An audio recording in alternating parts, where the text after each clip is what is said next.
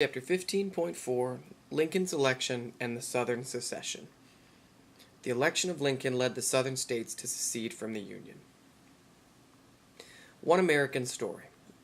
On May 1860, Murat Halstead, a reporter for the Cincinnati Commercial, traveled to Chicago to cover the Republican convention. Most people assumed that William Seward of New York would win the party's presidential nomination, but there were other candidates too. Throughout the convention, candidates tried to win away Seward's delegates. As the other candidates hoped, Seward failed to win the nomination on the first ballot. Through tense voting, Abraham Lincoln, a lesser-known candidate from Illinois, gained strength. Halstead described the scene as Lincoln received the winning votes. There was a moment of silence. The nerves of thousands, which throughout the hours of suspense had been subject to terrible tension, relaxed as deep breaths of relief were taken. There was a noise from the wigwam like a rush of the great wind. A storm and another breath. The storm was there. There were thousands cheering with the energy of insanity. Having won the nomination, Lincoln could turn his attention to winning the general election. In this section, you will learn about the election of 1860 and its role in pushing the nation towards civil war. Political parties splinter. In April, a few weeks before the Republicans nominated Abraham Lincoln, the Democrats held their own convention in Charleston, South Carolina. Northern and Southern Democrats disagreed over what to say about slavery in the party's platform, or statement of beliefs. The Southerners wanted the party to defend slavery in the platform, but Northerners wanted the party to support popular sovereignty as a way of deciding whether a territory became a free or a slave state. The Northerners won the platform vote, causing 50 Southern delegates to walk out of the convention. The remaining delegates tried to nominate a presidential candidate. Stephen A. Douglas was the leading contender, but the Southerners who stayed refused to back him because of his support for popular sovereignty.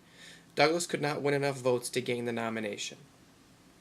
Finally, the Democrats gave up and decided to meet again in Baltimore in June to choose a candidate. But as the Baltimore Convention opened, Northern and Southerners remained at odds. This time, almost all the Southerners left the meeting. With the Southerners gone, the Northern Democrats nominated Douglas. Meanwhile, the Southern Democrats decided to nominate their own candidate. They chose John Breckinridge of Kentucky, the current vice president and supporter of slavery. As you read in One American Story, the Republicans had already nominated Abraham Lincoln. In addition to Lincoln, Douglas, and Breckinridge, a candidate from the Fourth Party entered the race.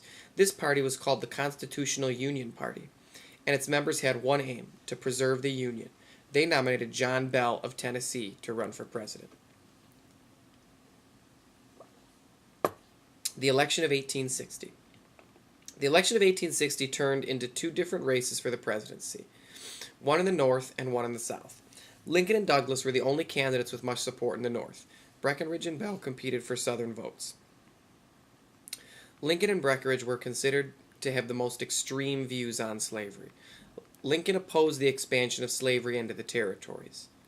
Breckinridge insisted that the federal government be required to protect slavery in any territory.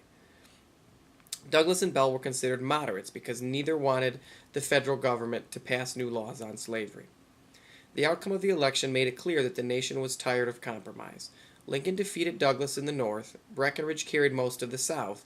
Douglas and Bell managed to win only the states between the North and the Deep South. Because the North had more people in it than the South, Lincoln won the election.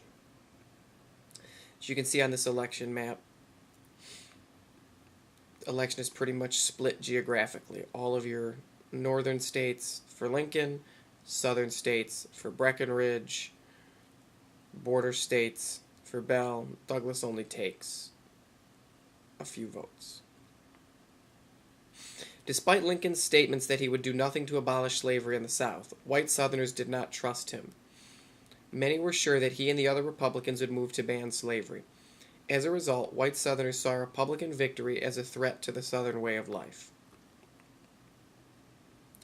Southern states secede.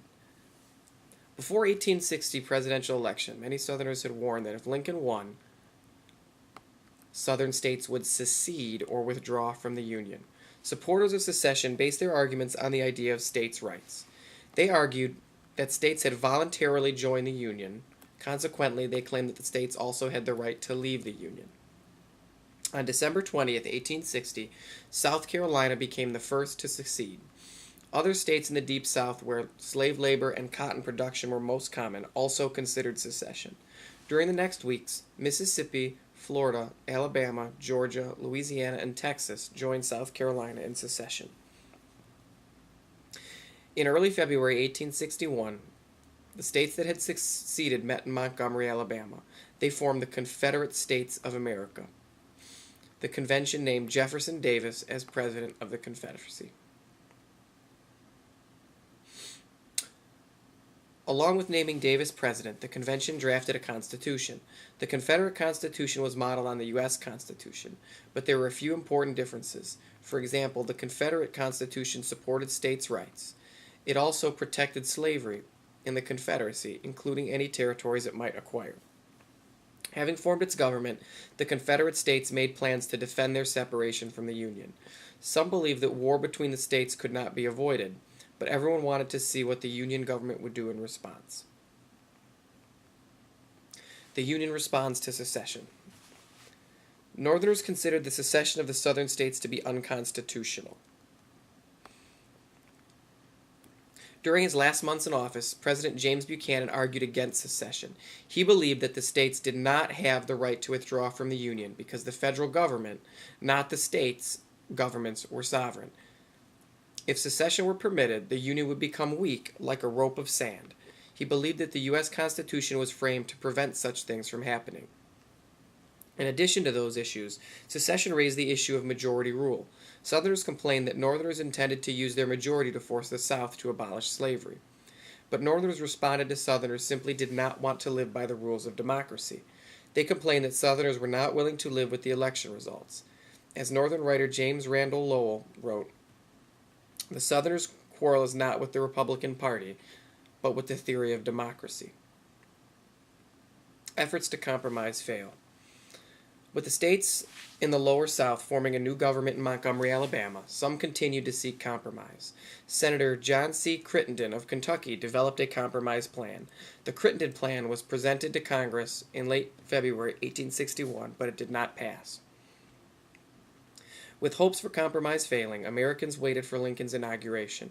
What would the new president do about the crisis? On March 4th, Lincoln took the oath of office and gave his first inaugural address. He assured the South that there was no intention of abolishing slavery there, but he spoke forcefully against secession. Then he ended his speech with an appeal to friendship. "We are not enemies, but friends. We must not be enemies. Though passion may have strained, it must not break bonds of our affection. The mystic cords of memory stretching from every battlefield and patriot grave to every living heart and hearthstone all over this broad land will yet swell the chorus of the Union when again touched, and surely they will be the better angels of our nature." Lincoln would not press the South. He wanted no invasion. He would not abandon the government's property there. Several forts in the South, including Fort Sumter in South Carolina, were still in Union hands. These forts would soon need to be resupplied. Throughout March and April, Northern and Southerners waited anxiously to see what would happen next. You'll find out in the next chapter.